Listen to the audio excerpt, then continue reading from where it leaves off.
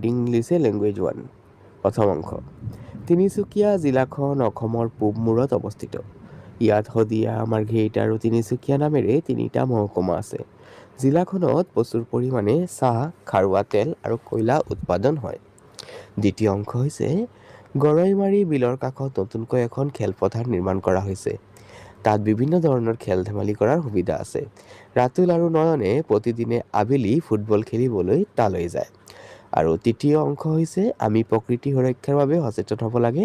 আমাৰ চৌপাশ সেউজীয়া আৰু সুন্দৰ কৰি ৰাখিবৰ বাবে নানা ধৰণৰ গছপুলি ৰোপণ কৰিব লাগে। তদুপৰি য'তে ত'তে আৱৰ্জনা পেলাব নালাগে। ইয়াৰ পিছত ৰিডিং লেংগুৱেজ 2 দিছে ফ্ৰেম 1 ৱাকিং is a good exercise we should walk regularly to keep ourselves fit it keeps us away from various diseases. Frame 2 Nitish is an animal lover. He loves to spend time with animals. In his leisure time, he feeds the stray dogs of his neighborhood.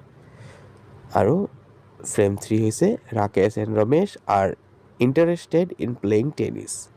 They participated in a tournament. Ramesh won it and Rakesh was proud of him. এয়াই আছিল আমাৰ গুণোৎসৱ প্ৰথম পৰ্যায়ৰ প্ৰথম দিনৰ প্ৰশ্ন কাকত।